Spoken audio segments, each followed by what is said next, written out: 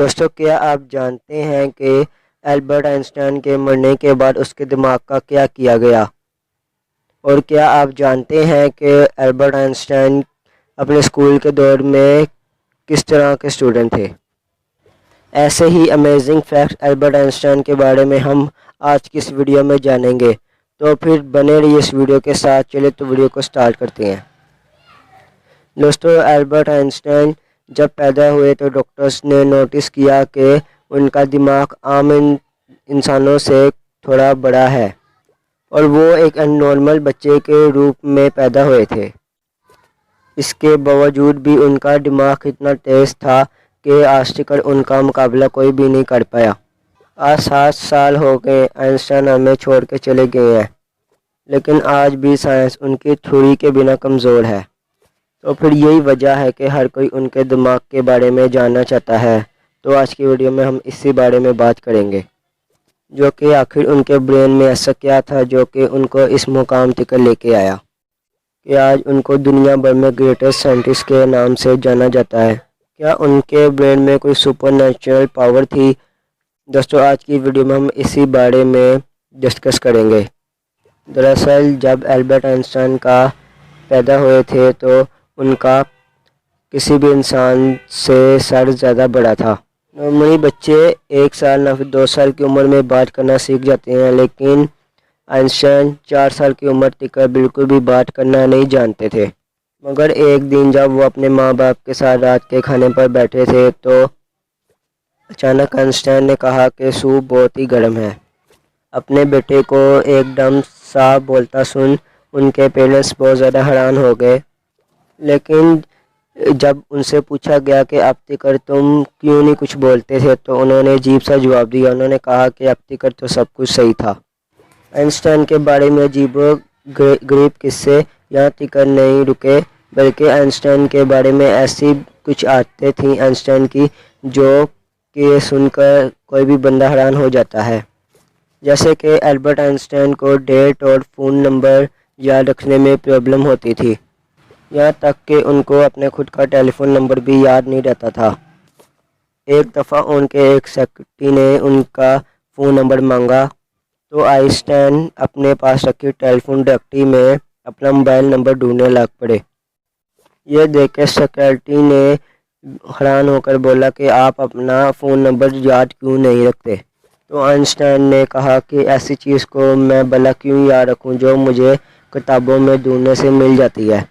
Einstein کبھی بھی جوتوں کے اندر موزے نہیں پہنتے تھے کیونکہ ان کے ٹانگوں کی انگلیاں اتنی بڑی تھیں کہ بچپن میں ٹانگوں کی انگلیوں کی وجہ سے موزے میں سوراخ ہو جاتے تھے، اس لیے انہوں نے موزہ پہننا ہی چھوڑ دیا۔ یہاں تک کہ وہ اپنے جوتوں کے تسمے بھی دوسروں سے بنواتے تھے کیونکہ ان کو خود جوتوں کے تسمے باندھنے نہیں آتے تھے۔ دوستوں، آئنسٹائن ہمیشہ یہ کہتے تھے کہ میرے اندر کوئی خاص چیز نہیں ہے، میں بلکہ ایک عام انسان ہوں جس کے اندر کیپیسٹی کود کود کر بڑھی ہوئی ہے۔ آپ کو یہ جان کر حیرانی ہوگی کہ آئنسٹائن ہمیشہ سے ہی اتنے انٹیلیجنٹ نہیں تھے، بلکہ وہ بچپن میں پڑھائی میں بہت ہی کمزور تھے، اس لیے بچپن میں ان کی گنتی بیوقوف بچوں میں کی جاتی تھی۔ ان کی کچھ حرکتوں کی وجہ سے ان کو کچھ لوگوں نے دماغی طور پر پاگل بھی کہنا شروع کر دیا تھا۔ خاص طور پر آئنسٹائن کے ٹیچرز بھی ان کو پسند نہیں کرتے کیونکہ وہ سائنس اور میتھ کے علاوہ ہر سبجیکٹ میں فیل ہوتے تھے، اور بچپن سے ہی آئنسٹائن کو کتاب میں کوئی انٹرسٹ بالکل بھی نہیں تھا۔ حالانکہ ان سب کے بعد بھی انہوں نے دنیا کے سامنے سائنس کی ایسی تھیوریز پیش کی جن کو دیکھنے کے بعد آج بھی سائنس کمزور ہے، اور یہی وجہ ہے کہ ان کا دماغ آج بھی بہت زیادہ لوگوں کے چرچا کا سبق بنا ہوا ہے۔ 18 اپریل 1855 پیتھولوجسٹ ڈاکٹر ٹامس ہابل نے آئنسٹائن کے گھر والوں کو بے خبر رکھتے ہوئے آئنسٹائن کا دماغ نکال لیا تھا اور وہ وہاں سے بھاگ گئے۔ اس حرکت کے بعد ڈاکٹر ہاروے کو نوکری سے نکال دیا گیا، لیکن انہوں نے کہا کہ ایسا انہوں نے صرف ایک ریسرچ کے لیے ہی کیا ہے، اور انہوں نے کہا کہ وہ وعدہ کرتے ہیں کہ آنے والے دور میں وہ آئنسٹائن کے دماغ پر ریسرچ ضرور کریں گے اور جس سے ڈاکٹرز اور سائنسدانوں کو فائدہ ہو سکے۔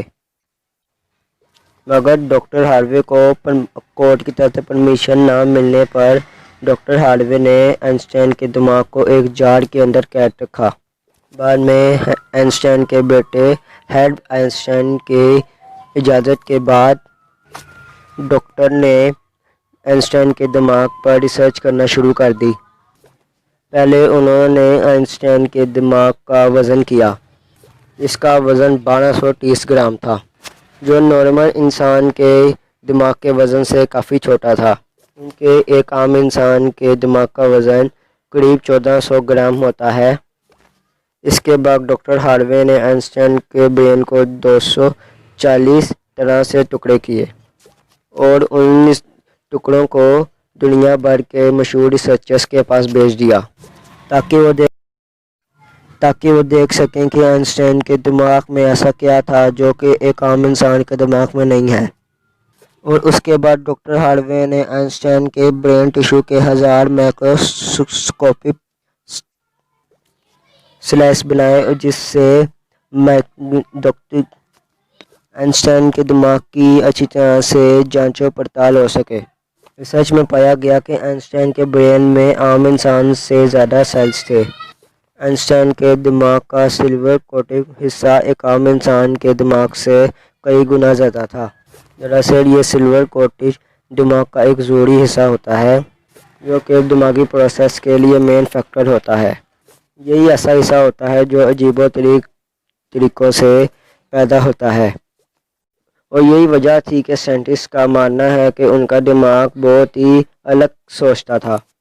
جب سائنٹسٹ نے آئنسٹائن کے برین کو فوٹو ایگزامن کرنا شروع کیا تو وہ بالکل حیران رہ گئے کہ ان کے برین میں رنکل پیروٹر آپریٹنگ مشین ہے، جس کی وجہ سے ان کے برین کا سائز نارمل برین سے 20% زیادہ تھا۔ سائنٹسٹوں کا ماننا ہے کہ یہی وجہ تھی کہ آئنسٹائن کا میتھمیٹیکل اسٹک اور چیزوں کو امیجن کرنے کی پاور عام انسان سے زیادہ تھی، اور ان کے دماغ میں نیورون کی ڈینسٹی 17% زیادہ تھی، جس کی وجہ سے آئنسٹائن کو زیادہ برین پارٹ ملتے تھے، اور اسی وجہ سے آئنسٹائن کا کنسنٹریشن اور دورندیشیتا دوسروں سے کئی زیادہ تھا۔ سائنٹسٹ کہتے ہیں کہ آئنسٹائن کے برین میں ایک اور فالٹ تھی جو کہ ان کی انٹیلیجنسی کا ایک اور کارن ہے۔ آئنسٹائن کا دماغ 146 ٹکڑوں میں امریکہ کے فلوریڈا شہر میں میٹل میوزیم میں سٹور کیا گیا ہے۔ دوستو، آج سائنس نے کتنی ترقی کر لی ہے، لیکن پھر بھی آئنسٹائن کا دماغ اور تھیوری ایک بہت بڑی پہیلی بنی ہوئی ہے۔ اور دوستو، سائنٹسٹ کو امید ہے کہ آنے والے دور میں وہ آئنسٹائن کا دماغ کے بارے میں اور بھی بہت سے فیکٹس جان لیں۔ اب اگر آپ کو ہماری یہ آج کی ویڈیو اچھی لگی ہو تو اس ویڈیو کو لائک کریں اور چینل کو بھی لازمی سے سبسکرائب کر لیں تاکہ میں آپ لوگوں کے لیے ایسی انٹرسٹنگ ویڈیوز لے کے آتا رہوں۔ تب تک کے لیے اللہ حافظ۔ میں ملوں گا آپ سے ایک اور انٹرسٹنگ ویڈیو۔